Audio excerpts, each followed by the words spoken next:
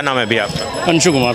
कहाँ से अंशु जी आप? मैं बिहार गया से हूँ। क्या बोलेंगे, आज बजट आया, मोदी सरकार ने जो एक स्पेशल पैकेज की बात हो रही है, लगभग 50,000 करोड़ रुपए जो एक स्पेशल पैकेज दिया गया बिहार को। आप युवा हैं, बिहार के हैं, क्या बोलेंगे, पहला रिएक्शन? बिहार के लोगों के लिए तो बहुत ही अच्छा बजट है ये। जो बिहार सबसे ज्यादा पर कैपिटा इनकम में पिछड़ा था वो आज किसी ने सोचा है और ये अच्छा है। 3 एक्सप्रेसवे है, जैसे बोध गया वैशाली एक्सप्रेसवे हो गया, फिर बक्सर और भागलपुर, पटना और पूर्णिया एक्सप्रेसवे हो गया, 2 लेनवे का ब्रिज बन रहा है। बिहार के लिए स्पेशल पैकेज के हिसाब से तो ये मेरे को बहुत ही अच्छा लगा। मोदी जी ने अपना जो वादा था वो निभाया है कहीं? मोदी जी ने निभाया है और जीतन राम मांझी का भी मैं शुक्रिया अदा करूंगा। वहाँ के सांसद हैं गया से, मैंने भी वोट दिया था उनको। अच्छा, बताया जा रहा है कि आरजेडी जो है वो एक तरीके का सवाल उठा रहा है कि बिहार को ऐसा कोई स्पेशल पैकेज नहीं दिया गया, बस बिहार को एक झुंझुना पकड़ा दिया गया है, बिहार वालों को ठगा गया है। बिल्कुल नहीं, देखिए ठगा तो नहीं गया है। जो लोग बिहार को आजीवन ठगते आ रहे हैं, आरजेडी सरकार, मतलब लालू परिवार। मैंने एक लालू प्रसाद यादव का वीडियो देखा था, उनसे कोई कह रहा है कि माई बाप यहाँ पे रोड बनवा दीजिए, तो अरे तुम बुढ़बा क्या, रोड बनवा देंगे तो यहाँ पे एक्सीडेंट होगा, तुम्हारा आदमी मरेगा। मैं उससे जाली आदमी नहीं देखा है। हाँ, उससे जाली आदमी देखा है अरविंद केजरीवाल को, मगर वो फिर बाप है सही बात है। मगर देखिए ये अगर ये जो पैकेज है बहुत अच्छा पैकेज है, 26,000 करोड़ का जो ये जो रोडवेज का जो मिला है। देखिए इंफ्रास्ट्रक्चर होगा, लोगों को काम मिलेगा और सभी चीज़ है। अगर ऐसा नहीं है कि जो बंगाल से आ रहे हैं तो वो बिहार होके ही जाएंगे। इंफ्रास्ट्रक्चर अगर रोड बन रहा है तो सभी जगह को लाभान्वित करेगा। ऐसा नहीं है एक स्टेट में अगर बन रहा है इंफ्रास्ट्रक्चर तो दूसरे में नहीं। विपक्ष की पार्टियां हैं, समाजवादी पार्टी उत्तर प्रदेश में है और बाकी जो पार्टी कांग्रेस पार्टी बोले कि सिर्फ 2 स्टेटों के ध्यान दिया गया, बाकी जो अलग राज्य है उनके साथ भेदभाव किया गया, सिर्फ बिहार और आंध्र प्रदेश, क्योंकि वहां से उन्हीं के सहारे सरकार चल रही है, उन्हीं के बैसाखियों पे सरकार चल रही है। मोदी सरकार कुर्सी बचाने के लिए किया गया है, भेदभाव किया गया अलग स्टेट। 240 सीटें हैं एनडीए के पास में, सॉरी बीजेपी के पास में। एनडीए को मिला के जो भी है बहुमत से ज़्यादा है और 230 है उनके पास में। अगर चंद्रबाबू नायडू को और नीतीश कुमार को दोनों को मिला दिया भी जाए ना तो भी वो सरकार नहीं बना पाएंगे। और दूसरी चीज़ है, ये जो अखिलेश यादव भेदभाव की बात, मैं अभी के बात पे आ रहा हूँ। चंद्रबाबू नायडू 10 साल से मांग कर रहे थे इस चीज़ का कि मेरे को अमरावती के जो पहले जो थे, इनके जो पहले जगन मोहन रेड्डी थे सीएम, उन्होंने तो एकदम ही अनदेखा कर दिया था अमरावती को। आज वो जो कैपिटल को आज अगर मिला है उनको तो भाई अच्छा चीज़ है ना भाई, वो देश के ही अंदर में है ना। अगर कहीं विकास हो रहा है तो इसमें प्रॉब्लम क्या है? आंध्र को मिले, ऐसा तो नहीं है सिर्फ आंध्र और बिहार को मिला है। हिमाचल में हमने देखा था कितना फ्लड आ रहा है, हिमाचल में कितना फ्लड आता है, उत्तराखंड को मिला है, झारखंड को मिला है, वेस्ट बंगाल को मिला है, सभी को मिला है। ऐसा नहीं है, असम को भी मिला है, सिक्किम को मिला है, सिक्किम में भी अभी फ्लड आए थे। देखिए ये बजट है, आम बजट जो आया है ये बहुत अच्छा बजट है, सिर्फ हमारे जैसे इन्वेस्टर को छोड़ दिया गया है। अखिलेश यादव पे बयान पे नहीं आपने बोला कि जो बोल रहे थे बिहार को ध्यान दिया गया है, यूपी के साथ भेदभाव किया गया है? यूपी के लिए योगी बाबा हैं, यूपी में योगी बाबा हैं, वो अर्थव्यवस्था कहाँ से कहाँ लेके जाएंगे। सैमसंग का ये देखिए मैन्युफैक्चरिंग यूनिट हब अभी नोएडा में ये सब हो रहा है। देखिए यूपी का छोड़ दीजिए। और ऐसा कैसे है कि महिला के लिए जो 3 लाख करोड़ का जो आवंटन किया गया है, क्या यूपी में महिला नहीं है? उनके घर में महिला नहीं है? ये बोलना मतलब कुछ भी है, अगर विपक्ष में है तो कुछ भी बोलेंगे, ऐसा नहीं है। तो बिहार से आते हैं, आपको नहीं लगता ये भेदभाव वाला जो आरोप लगा रहे हैं विपक्ष वाले राहुल गांधी और अखिलेश यादव कि सिर्फ बिहार को छोड़ के बाकी स्टेट के साथ भेदभाव किया, इस बिहार को स्पेशल फोकस में रखा गया? ऐसा कुछ भी नहीं है बॉस। बिहार को देखिए, बिहार एक अगर पूरे देश में देखेंगे सबसे पर कैपिटा इनकम बिहार का कम है, पिछड़ा हुआ राज्य है आज। जबकि झारखंड माने जो रांची झारखंड जो भी हो गया वो उनकी हमारे पास में जब ये 2000 में जब अलग हुआ, जब साथ में था, हमारे पास में कितना मिनरल था, कितना कुछ था।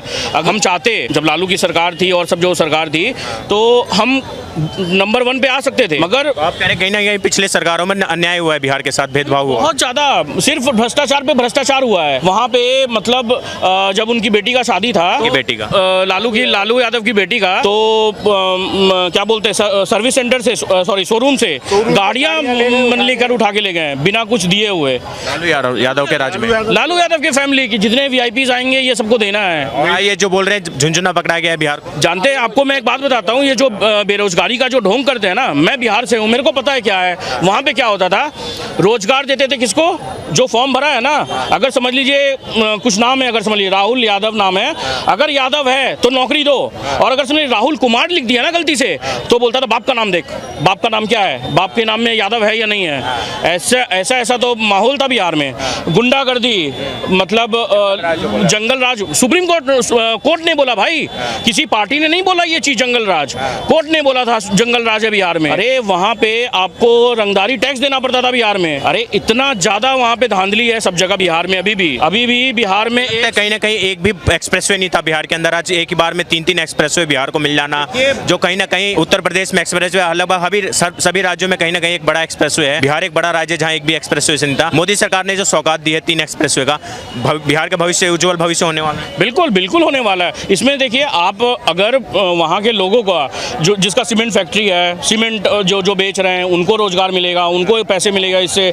वहाँ के लोगों को जो मजदूर है, इंजीनियर है, इंजीनियरों को रोजगार मिलेगा। हर एक छोटे से लेके बड़े वर्ग तक सबको वहाँ पे रोजगार मिलेगा, सबको नौकरी मिलेगी। और सबसे बड़ी बात है ये जो विश्वनाथ मंदिर है उसमें उसको कॉरिडोर बनाने का घोषणा किया है। मेरे घर से सिर्फ 20 किलोमीटर दूरी पे है बोधगया में जो कॉरिडोर बनाने की जो बात की है। विष्णुपद जो मंदिर है, विष्णुपद मंदिर जो है मेरे घर से 20 किलोमीटर दूर है सिर्फ।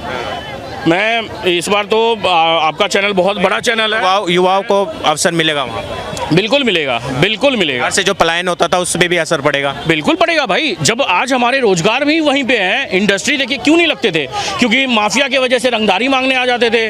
आज यूपी में आदमी खुशहाल क्यों है, क्योंकि ये सब कम हुआ है। आज गैंगस्टर देखिए, गैंगस्टर का नामो निशान मिटा दिया गया। आज सर मथुरा से हैं, इनको पता है, मेरे से ज्यादा बेहतर ये बता सकते हैं। मथुरा तो ये स्थिति थी अखिलेश यादव की गवर्नमेंट में कि कोई भी खाली जगह दी कि उसमें सपा का बोर्ड लगा देते थे, वो सपा की जमीन, और जबरदस्ती कब्जा कर लेते थे। किसी की खाली जमीन होती थी। आज क्या स्थिति है? अरे आज तो कोई मतलब ही नहीं है, कोई 1 इंच जमीन नहीं दाब सकता है मथुरा में। आज के दिन में बजट में लोगों को खुशी हुई नहीं हुई, मगर आज देखिए बरेली में जिन्होंने गुंडागर्दी की थी मुहर्रम के दिन, आज उनके घर तोड़ दिए गए बुलडोजर से।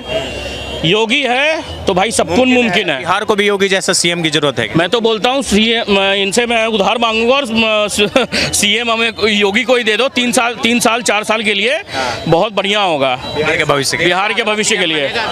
देश के अगले पीएम योगी जी हैं। क्या नाम है सर आप? योगेश। कहाँ से आइए जी आप? मथुरा से। उत्तर प्रदेश से। जी क्या बोलेंगे आज बजट जिस तरीके का आया है मोदी सरकार का, कैसा रहा बजट ओवरऑल? बताया जा रहा है कि मोदी जी ने सिर्फ कुर्सी बचाने के लिए बजट पेश किया है, कुर्सी जाने का डर है जिसके कारण ये बजट। ये बताओ, ये बजट अगर मोदी जी ने बचाने के लिए किया है तो ऐसा क्यों मान रहे हैं? वही तो मान रहे हैं इस बात को। इससे पहले ऐसा बजट नहीं आया, बहुत बढ़िया बजट है, सबके हित में है। ये कोई बचाने का उसका नहीं है, सबके हित में बजट है। ये सब सेक्टरों के लिए दिया है उन्होंने, क्या बचाने के लिए क्या? कुर्सी बचाओ बजट जो बहुत बताया गया है कि मोदी जी का कुर्सी बचाओ बजट है, ये बिहार और आंध्र प्रदेश नीतीश कुमार चंद्रबाबू नायडू को खुश करने वाला नहीं। ऐसा कुछ नहीं है, वो तो उनको जरूरत थी तो उनको उस हिसाब से दिया है, बाकी के राज्यों को जो जरूरत है वो उस हिसाब से दिया है। ये कुर्सी बचाओ बजट नहीं है, ये पब्लिक के लिए है, आम जनता के लिए बचाने का बजट, देश बचाओ बजट है। ये देश बचाओ बजट है, कुर्सी बचाए नहीं है। आज अगर वो विपक्षी वाले होते क्या वो अपनी कुर्सी नहीं बचाते? भाई वो भी तो कुर्सी बचाते। भाई दिल्ली में आज केजरीवाल था तो आज केजरीवाल फ्री की चीजें बांट रहा है, क्या दिल्ली बचाने के लिए नहीं कर रहा है? वो तो उसने सारे दिल्ली को खत्म कर दिया, तो किसके लिए किया? कुर्सी बचाने के लिए ना किया। गांधी बोल रहे हैं मोदी जी को कुर्सी से इतना प्यार हो गया है कि वो कुर्सी बचाने के लिए इतना स्पेशल पैकेज बिहार को और आंध्र प्रदेश को। आज आपको कुर्सी नहीं मिल रही है तो क्या आप देश के लिए बोलेंगे? आपको कुर्सी मिल जाए तो आप कुर्सी छोड़ देंगे? आपने 55 साल राज किया आपकी सरकार ने, कांग्रेस ने, तो आप क्यों डोल रहे हैं? आप घर बैठिए, आपको लालच नहीं है तो कुर्सी से। मैं कह रहा हूँ कोई भी आदमी हुआ उसको दूसरे का काम अच्छा नहीं लगता, बस यही बात है और कोई बात है। तो ये जो बोल रहे हैं कि कुर्सी से प्यार हो गया मोदी जी को, इसलिए कुर्सी बचाने के लिए बजट इतना। 2 आदमी हैं, दोनों अपोजिशन में है, तो वो उसकी काट करेगा, वो उसकी करेगा। भाई अब आपको मान लो किसी ने कुछ दे दिया तो कहेगा इसने इसलिए दे दिया कि इसको इससे प्यार था। आपको लगता है जनता का बजट था इस बार का? देखो बजट के बारे में मेरे को नॉलेज नहीं है, पर आप जनता का बजट है पूर्ण रूप से, ये कोई कुर्सी बचाने का नहीं है, जनता के हित में बजट दिया है, सबके लिए दिया है। नो तो ये कोई आंध्र प्रदेश को या बिहार को ही थोड़ी दिया है, ये लगाओ किसानों के लिए भी दिया है, सब चीज में सब्सिडी वगैरह व्यापारियों के लिए, मतलब जैसे जिसकी कैपेसिटी है उस हिसाब से सबको देखकर ये बजट बनाया गया है। आप नाम है भी आपका? दीपक कुमार गुप्ता मेरा नाम हुआ। कहाँ से दीपक कुमार जी? मैं जहानाबाद बिहार से हूँ। तरीके से फाइनेंस मिनिस्टर निर्मला सीतारमण जी ने बजट पेश किया है।